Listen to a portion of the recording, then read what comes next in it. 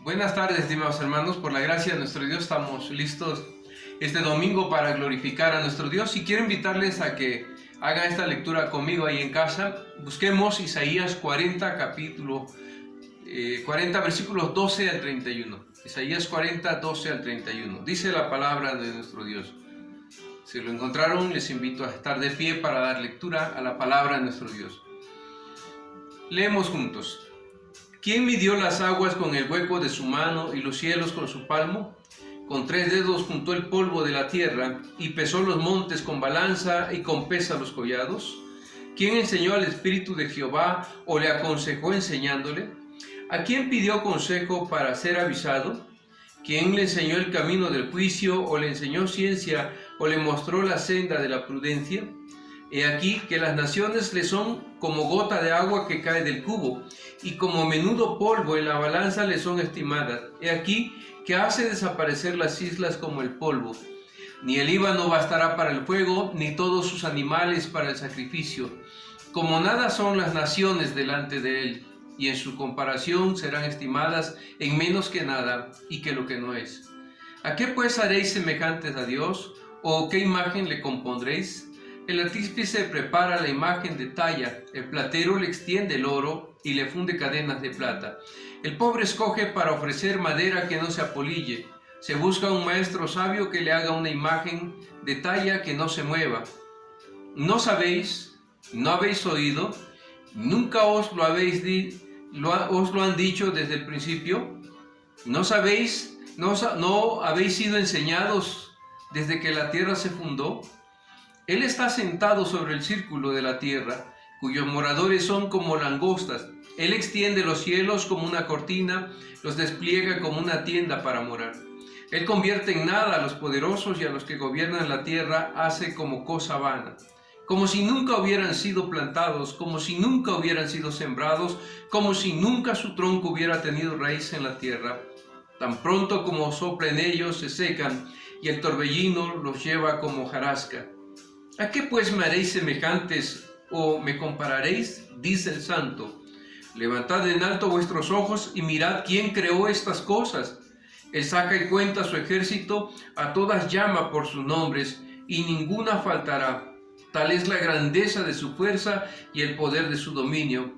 ¿Por qué dices, oh Jacob, y hablas tú, Israel? Mi camino está escondido de Jehová, y de mi Dios pasó mi juicio. ¿No has sabido? ¿No has oído que el Dios eterno es Jehová, el cual creó los confines de la tierra? No desfallece ni se fatiga con cansancio, y su entendimiento no hay quien lo alcance. Él da esfuerzo al cansado y multiplica las fuerzas al que no tiene ningunas. Los muchachos se fatigan y se cansan, los jóvenes flaquean y caen, pero los que esperan a Jehová tendrán nuevas fuerzas.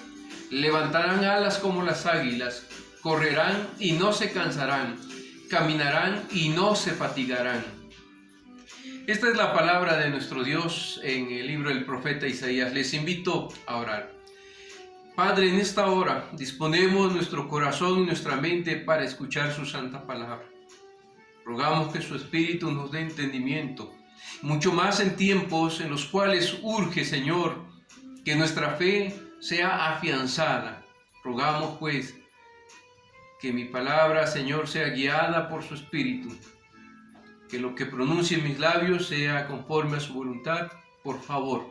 Y también que su pueblo tenga oídos para oír y corazón entendido para recibir su palabra. Pues todo, Padre, lo estamos rogando en el nombre de nuestro Señor y Salvador Jesucristo. Amén. Mis amados hermanos, el título de la reflexión de hoy es ¿Cómo evitar naufragar en tu fe? El profeta Isaías escribió al pueblo de Dios que estaba en la cautividad en Babilonia. Aquellos hombres y mujeres a los cuales se les envió este mensaje de parte de nuestro Dios vivían tiempos difíciles. Ellos estaban perdiendo su fe y su esperanza en Dios. Ellos esperaban volver y que se cumplieran las promesas de Dios que había dado a su pueblo, de que regresarían a Jerusalén. Pasados varios años parecía que esto no iba a suceder. Se habían muerto ya varios en esa cautividad, en ese destierro donde ellos se encontraban, y pareciera que nunca las promesas de Dios llegarían. Y cuando más desesperanzados estaban, cuando menos ellos tenían esa fe fuerte, ahí surge este mensaje, surge esta promesa de parte de Dios que llama al pueblo de Dios a confiar en Dios, a conocerlo, a recordar quién es Él. Las preguntas que surgen aquí son interesantes. ¿No sabéis? ¿No habéis oído? ¿Nunca os lo han dicho desde el principio? ¿No habéis sido enseñados desde que la tierra se fundó? Y la pregunta, ¿a qué pues me haréis semejantes? Hoy en día, mis hermanos, es crucial tener una doctrina bíblica sólida, un corazón afianzado en la palabra de Dios. No podemos estar titubeando en estos tiempos, porque dice Santiago que el que duda es como aquella onda del mar que es llevada por el viento a cualquier parte, como la hojarasca que el torbellino levanta y arrastra a cualquier lugar. El creyente es como un árbol plantado junto a corrientes de aguas. El creyente está afianzado, su raíz está echada y firme en las promesas de Dios. Pero para eso necesitamos conocer quién es Dios. ¿Quién es este Dios a quien nosotros adoramos, alabamos y servimos? Por eso, hoy vamos a hablar cómo evitar que tu fe naufrague en estos tiempos tan difíciles. La soberanía de Dios, esta doctrina que es crucial, de la cual hemos hablado en otro momento y hoy quiero volver a afirmar por causa de lo que a veces pasa en nuestros corazones. Esta soberanía de Dios es la única base legítima para tener una fe sólida. El profeta Isaías presenta a Dios como el único e incomparable Dios de Israel. Lo presenta así porque el pueblo de Dios de aquel tiempo, como dijimos, había perdido esa esperanza. Y el profeta quiere despertar en ellos una fe en un Dios incomparable, poderoso. Y los desafía a creer en los versículos 30 y 31. Los muchachos se fatigan y se cansan, los jóvenes flaquean y caen, pero los que esperan a Jehová, escuchemos otra vez, pero los que esperan a Jehová tendrán nuevas fuerzas, levantarán alas como las águilas, correrán y no se cansarán, caminarán y no se fatigarán. Pero los que esperan a Jehová, y la espera tiene que ver con la fe, porque la fe produce esperanza, y aquel que tiene esperanza siempre está allí, atento. Es como el campesino que espera la lluvia. Siembra porque espera que llueva. De otra manera no sembraría porque no tendría esa esperanza de que haya lluvia.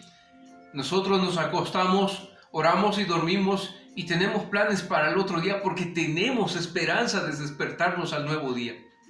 Esta es la fe que el profeta quiere despertar en el pueblo de Israel. Y es un llamado urgente a nosotros, pero hay preguntas que hay que responder. ¿Quién es este Dios? ¿Cómo lo presenta el profeta Isaías? Y muchas veces tenemos que reconocer que nos hace falta conocer a este Dios. En estos tiempos, mis hermanos, que estamos viviendo, la fe de todos nosotros está siendo probada. Hace unos días se enfermó nuestro hermano Alberto. Gracias a Dios va saliendo. Ahora nuestro hermano Chucho comenzó a tener calentura. Con ellos he estado reuniéndome para grabar. Por eso hoy estamos aquí grabando, porque nuestro equipo está un poquito recuperándose. En el caso de mi hermano Alberto, mi hermano Chucho, pues comenzando con la calentura. Y yo sé que muchos están preocupados por mí y lo agradezco mucho. Yo cubro mi parte, los protocolos, pero hay cosas que están en las manos de Dios. Y lo he dicho en algún otro momento. Sí, humanamente puede llegar el pensamiento de tener miedo de contagiarnos, de enfermarnos, y mis hijos, etc.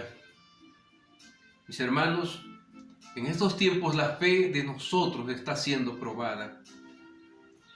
Aunque una persona diga creer en Dios, pero no acepte su soberanía, la fe de tal persona terminará siendo sustentada en alguna de sus capacidades humanas. La doctrina de la soberanía de Dios es la doctrina distintiva de la Iglesia presbiteriana.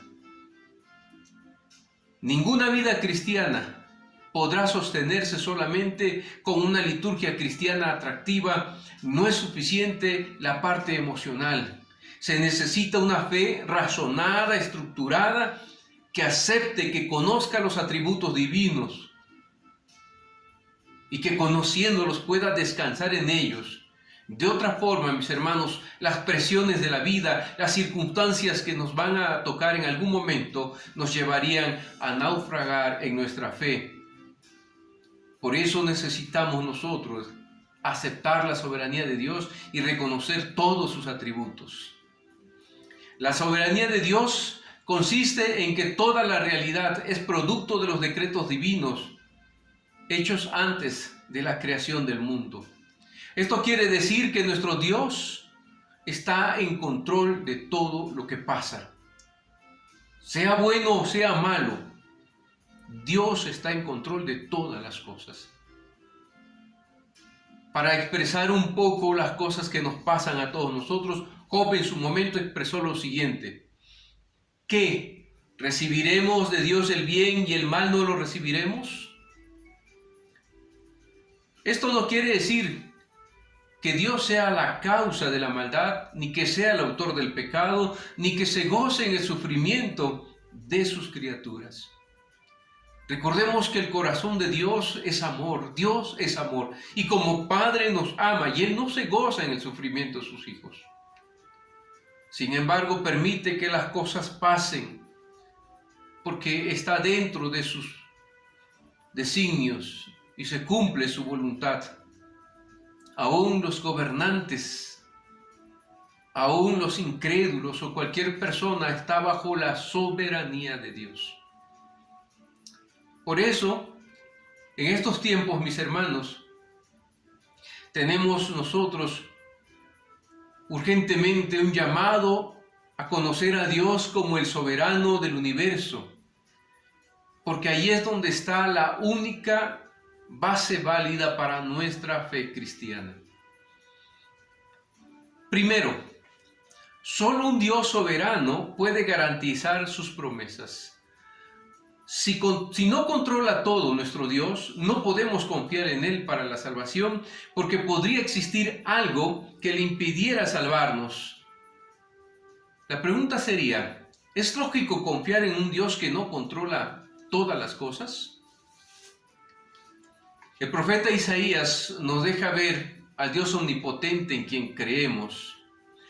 Versículos 11 al 13 de Isaías 43. Dice la Escritura: Yo Jehová, y fuera de mí no hay quien salve. Yo anuncié y salvé, e hice oír, y hubo entre vosotros, y no hubo entre vosotros Dios ajeno. Vosotros pues sois mis testigos, dice Jehová, que yo soy Dios. Aún antes que hubiera día, yo era, y no hay quien de mi mano libre. Lo que yo hago, ¿quién lo estorbará?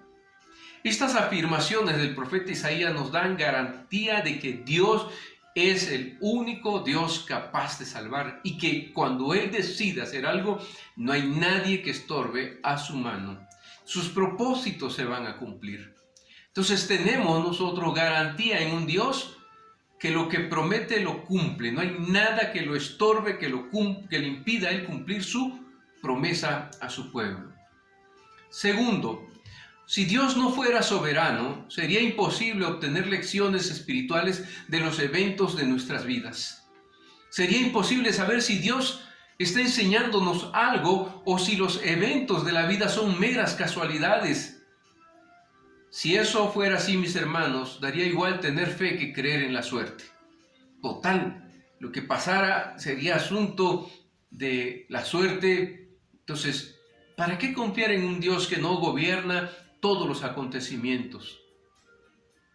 Si nosotros no pudiéramos creer en un Dios soberano, entonces cuando pasamos por una prueba, una enfermedad, una pérdida, etc., nunca lograríamos comprender las lecciones que Dios nos está dando. Nunca podríamos decir como José en ese encuentro que tuvo con sus hermanos, quienes años atrás lo habían vendido como esclavo, en Génesis 45, 5 al 9.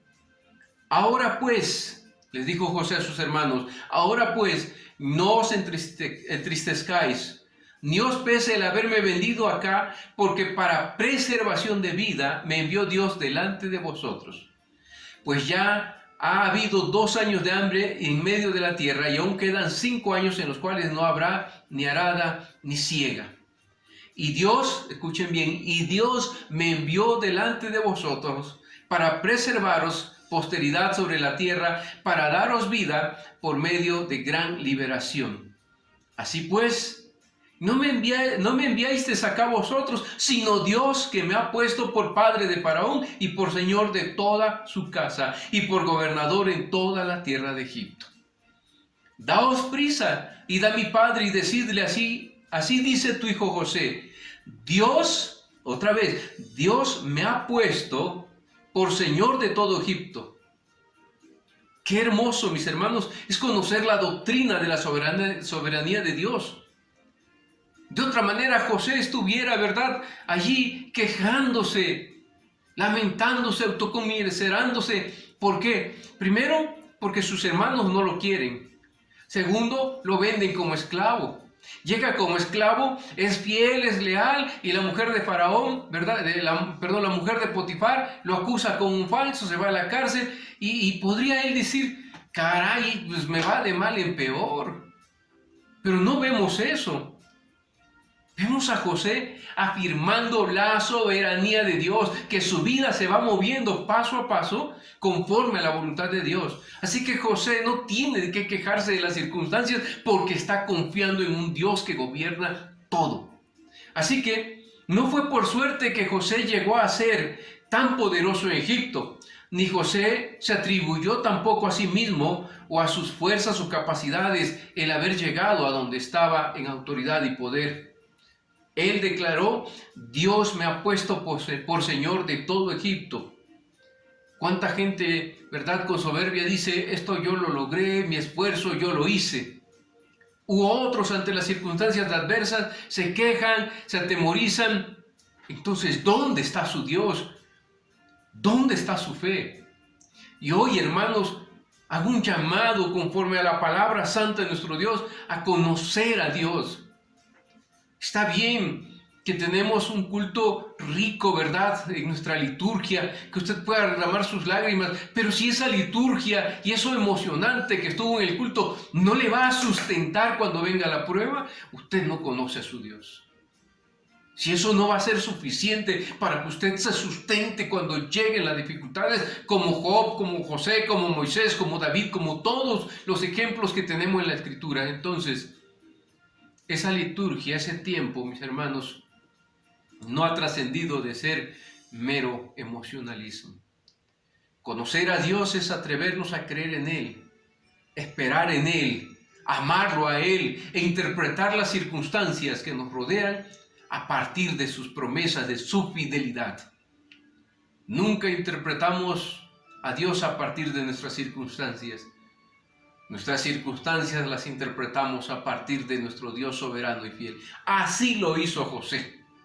Qué hermoso es conocer la doctrina de la soberanía de Dios, porque produce seguridad en el corazón de la persona, no importa cuán adverso sea lo que esté pasando. Sigue confiando que Dios tiene el gobierno de todo lo que está viviendo. Tercero, la soberanía de Dios es la única base para darle a Él toda la gloria. Si esto no fuera así, ¿por qué darle a Él toda la gloria si no es autor de toda la obra? Y nosotros otra vez en la Escritura encontramos una respuesta. El Señor Dios Todopoderoso es el creador del cielo y de la tierra. Él tiene un poder y control que es universal en alcance y total profundidad. La omnipotencia vista primero en la creación se declara y ejemplifica a través de toda la Biblia. Todos los milagros que las Escrituras nos narran vienen al caso.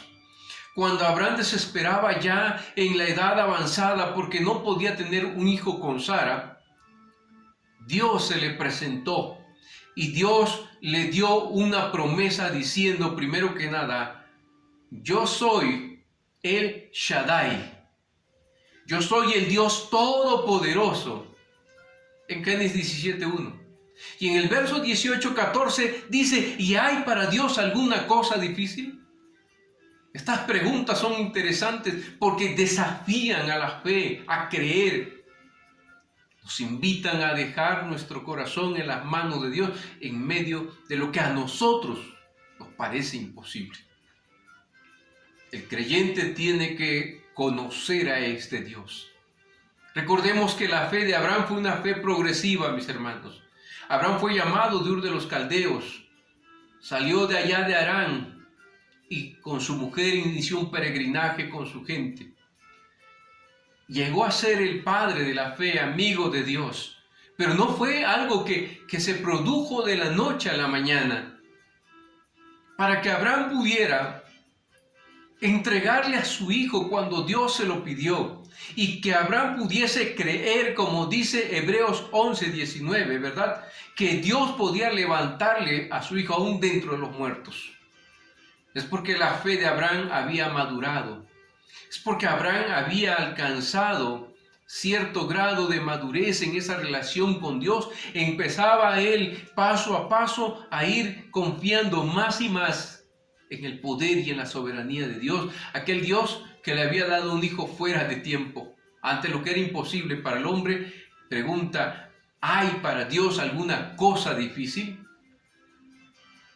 En el Nuevo Testamento a María se le dice por el ángel Gabriel, porque para Dios nada es imposible.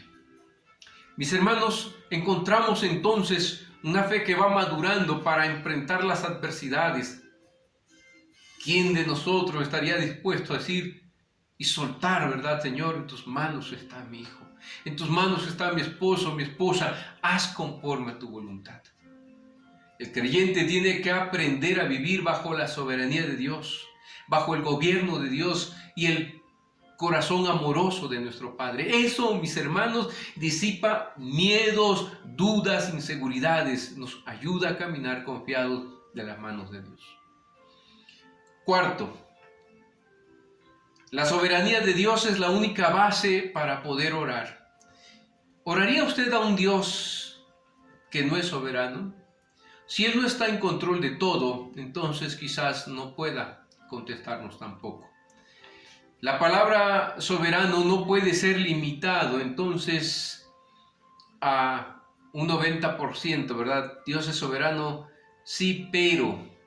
Si alguien dice Dios es soberano y utiliza la palabra pero, esa persona no cree en la soberanía de Dios. O se acepta al 100% su soberanía sobre todas las cosas, o entonces no hay creencia en la soberanía de Dios. ¿Creemos o no creemos? Y aquí es donde muchos están naufragando en estos tiempos en su fe. Aquí es donde muchos no conocen a Dios. Y necesitamos conocerlos. Y en estos tiempos que estamos pasando por pruebas de fuego, muchos, y más en nuestra iglesia, mis hermanos, es tiempo de poner nuestros ojos en nuestro Dios. Reconocer que Él es quien gobierna 100% en control todas las cosas. Cualquier intento que tengamos nosotros de descalificar la soberanía de Dios es una negación de ella. No podemos decir, sí, Dios es soberano, pero tenemos que aceptar y reconocer su soberanía, aun cuando estemos en una prueba o aun cuando tengamos una pérdida.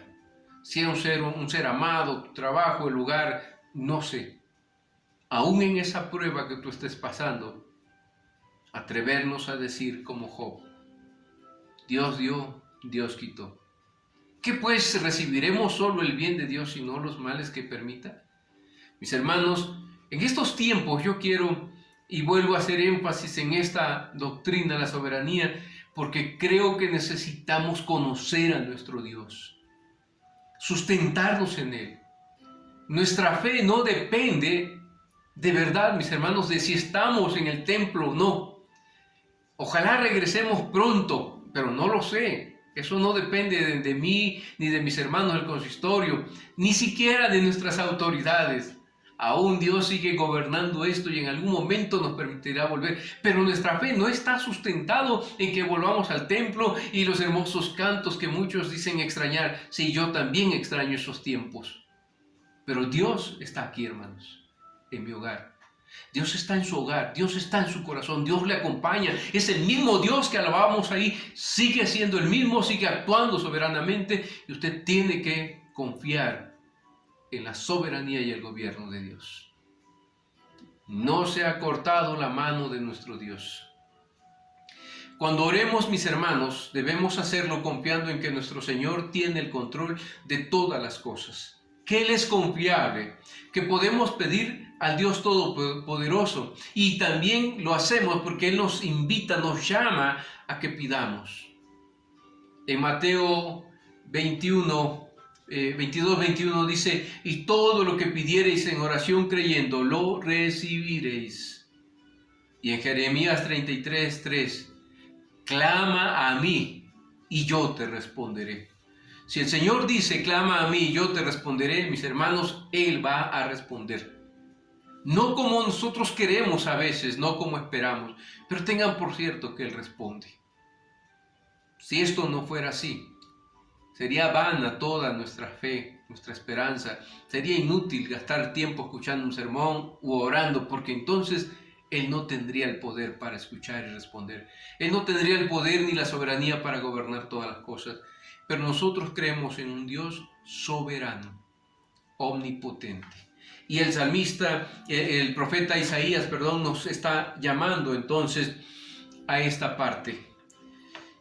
¿Por qué dices, oh Jacob, y hablas tú, Israel, mi camino está escondido de Jehová, y de mi Dios pasó mi juicio? ¿Por qué dices, no me escucha, no me atiende? ¿Por qué dices, no está aquí? El Señor nos está desafiando, hermanos. Yo sé que muchas veces, cuando llegan las pruebas, flaqueamos, pero quiero decirle, mi hermano, que este es el tiempo en que debemos dejar nuestros temores, nuestros miedos en las manos de Dios. Confiemos en Él. Si le vamos conociendo como Abraham poco a poco, paso a paso, progresaremos en nuestra fe de tal manera que tendremos una confianza profunda en nuestro Dios en cualquier circunstancia que nos encontremos. Quiero invitarle a que ore ahí en su lugar. Nos ponemos de pie, por favor. Vamos a orar a nuestro Dios. Padre, en esta hora, Señor, queremos poner en sus manos nuestras vidas, nuestras familias, las necesidades que hoy pasamos. Usted conoce la situación de su pueblo, mi Señor, los que están enfermos, los que están convalecientes, aquellos que están empezando, Señor, estos tiempos de prueba. Hay mucho pueblo suyo, mi Señor, que se encuentra quebrantado en salud, pero también otro tanto que se encuentra, Señor, en medio de circunstancias que apremian su corazón por las dificultades económicas. Cualquiera que sea la necesidad de su pueblo, cualquiera que sean las pruebas que estemos pasando, todas las ponemos en sus manos. Descansamos en su bendita soberanía, Señor, y rogamos que aumente nuestra fe, que nos ayude a conocerle más, a amarle, Señor. En sus manos la vida de su iglesia, con todo lo que ella requiere y necesita. Usted ha de suplir toda necesidad, mi Señor. Hoy lo estamos rogando todo y también lo estamos agradeciendo, Padre, confiadamente, en el nombre de nuestro Señor y Salvador Jesucristo. Amén.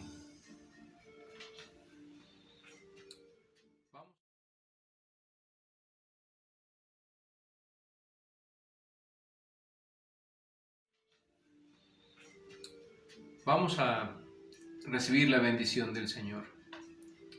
Mis amados hermanos, que la gracia de nuestro Señor y Salvador Jesucristo, el amor eterno de Dios nuestro Padre y la comunión de su Santo y Divino Espíritu sea con cada uno de vosotros, vuestras necesidades, con vuestros enfermos, con la iglesia que padece persecución y con todo el pueblo de Dios, desde ahora y para siempre. Amén.